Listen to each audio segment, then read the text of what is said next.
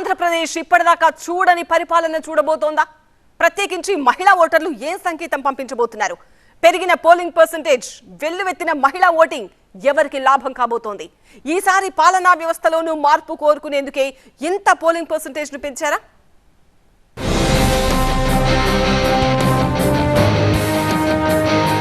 ఈసారి వచ్చేది బలమైన ప్రతిపక్షమే.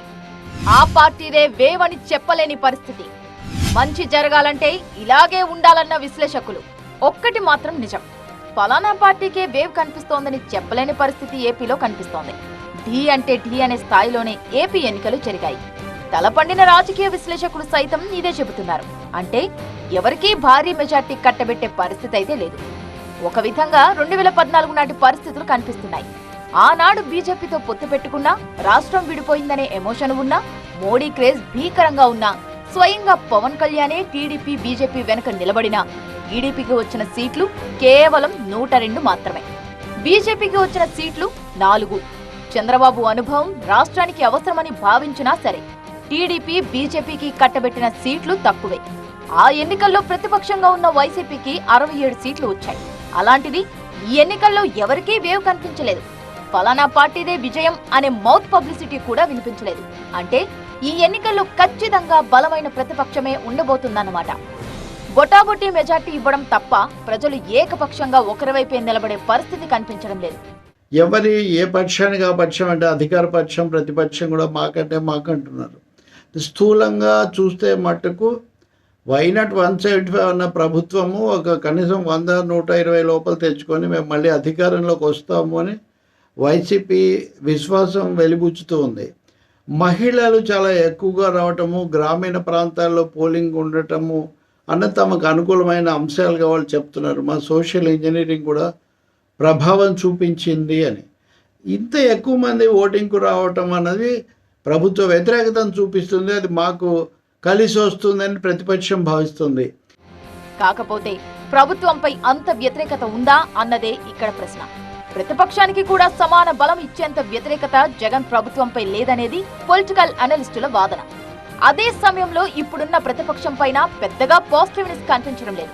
అలాగని ఓటర్లంతా ఏకపక్షంగా ఉంటారని చెప్పడానికి కూడా లేదు.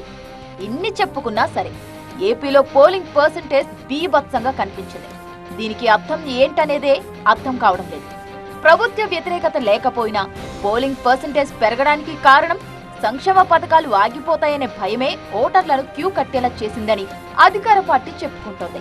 అదే సమయంలో ప్రభుత్వంపై వ్యతిరేకత కారణంగానే ఇంత పెద్ద సంఖ్యలో ఓటర్లు పోలింగ్ కేంద్రాలకు తరలి వచ్చారంటోంది ప్రతిపక్షం. ఓవరాల్ గా ఈ ఎన్నికల్లో ఎలాంటి ఫలితాలొస్తాయో అంచనా వేయలేనంత టగ్ ఆఫ్ వార్ కనిపిస్తోంది. ఏ పార్టీకి కూడా గెలుపు అంత సులభం కాదనిపించేలా పరిస్థితి అయితే ఉంది. గతంలో ఎన్నడూ లేనటువంటి విధంగా ఇతర రాష్ట్రాల నుంచి కార్లలో వీటన్నిటిలో కూడా బస్సుల్లో ఏది దొరికితే అదంతా కూడా వచ్చి ఓటేసారు. ఇదంతా కూడా యాంటీ ఇన్కంబెన్సీ ఓట్ అని చెప్పి అన్నారు. ఎస్, అందులో చాలా శాతం అయితే అయి ఉండొచ్చు కాక. టీచర్లు, ప్రభుత్వ ఉద్యోగులు, వారి కుటుంబాలు వాళ్ళందరూ కూడా ప్రభుత్వ వ్యతిరేక ఓటు వేశారని చెప్పంటున్నారు. అందులో కూడా కొంత మేరకు నిజం ఉంటే ఉండొచ్చు కాక. అయితే అంత మాత్రాన మాదే అధికారం అని చెప్పుకోవడంలో లాజిక్ ఏంటి అనేది ఆలోచించినప్పుడు other side of the coin. పైగా ఈసారి అభ్యర్థులను చూసి ఎన్నికలు జరగలేదు. మళ్లీ జగనే కావాలా, చంద్రబాబా? ఈ ఫ్యాక్టర్ తోనే పోలింగ్ కేంద్రాలకు తరలి వచ్చారు జనం. ముఖ్యమంత్రిగా ఎవరిని చూడాలనుకుంటున్నారు అన్న దానిపైనే ప్రధానంగా ఎన్నికలు జరిగాయి. ఎవరికి ఓటు వేస్తే వచ్చే 5 ఏళ్లు తమకు మంచి జరుగుతుందన్నది మాత్రమే చూశారు. అంటే ఈవీఎంలలో పార్టీ గుర్తును చూశారు తప్ప ఆ పక్కనున్న అభ్యర్థి ముఖాన్ని కాదు. ఫ్యాన్కు వెయ్యాలా లేక సైకిల్, గ్లాస్, కమలానికి ఓటు వెయ్యాలా అని మాత్రమే ఆలోచించి బటన్ నొక్కారు ఓటర్లు. మరి ఏ గుర్తు బటన్ను ఎక్కువ నొక్కారు, ఎవరిని ముఖ్యమంత్రి చేసేందుకు ఎక్కువ మంది ఓటు వేశారని అడిగితే చెప్పలేని పరిస్థితి. ఏ పార్టీకి సానుకూల వాతావరణం కనిపించడం లేదు, అలాగని వ్యతిరేకత లేదు.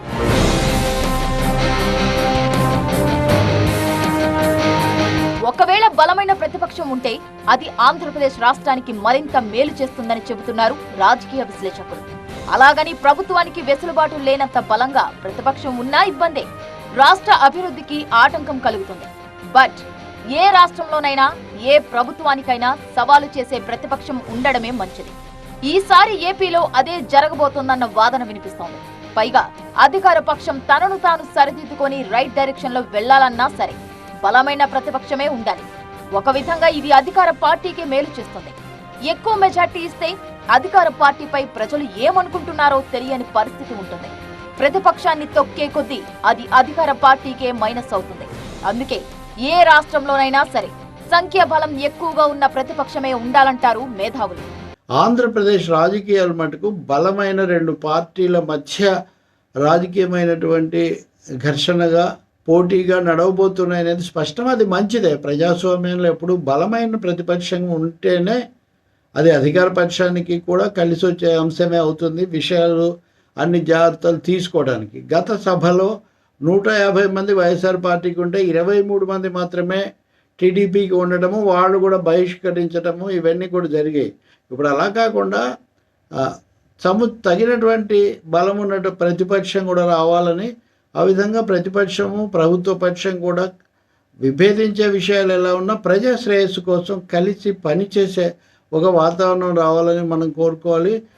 మొత్తానికి ఏపీలో ఇప్పటిదాకా ఓ లెక్క, ఇకపై మరో లెక్క ఉండబోతోంది. అసెంబ్లీ సమావేశాల్లో అర్థవంతమైన చర్చ జరుగుతోంది. ప్రశ్నించేందుకు ప్రతిపక్షానికి కూడా ఎక్కువ సమయం ఉంటుంది. ప్రభుత్వం ఏం చెయ్యాలన్నా, ఏ విధానాన్ని తీసుకురావాలన్నా 1కి 2 సార్లు ఆలోచించి నిర్ణయం తీసుకునే పరిస్థితి ఉంటుంది. ఇవన్నీ ప్రజాస్వామ్యానికి మేలు చేసేవే. ప్రజలు ఓ బలమైన ప్రతిపక్షాన్ని అసెంబ్లీలో కూర్చోబెడితే గనక ఆంధ్రప్రదేశ్ ప్రజలు ఇప్పటిదాకా చూడని ఓ మంచి పరిపాలనను చూడబోతున్నట్టే లెక్క. 2014లో జగన్ ఓడిపోయినా ఆ తర్వాత బలమైన ప్రతిపక్ష నాయకుడిగా ఎదగడానికి దోహదపడింది ప్రతిపక్ష పాత్రే. ఆ తర్వాత జరిగిన ఎన్నికల్లో అధికార పక్షంలో కూర్చోవడానికి కారణమైంది కూడా ఇదే. కానీ 2019 తర్వాత ప్రతిపక్షానికి సరైన పాత్ర దొరకలేదు. దొరికినా ఉపయోగించుకోలేదు. సో ఈసారి అలాంటి పరిస్థితి ఉండబోదంటున్నారు రాజకీయ విశ్లేషకులు.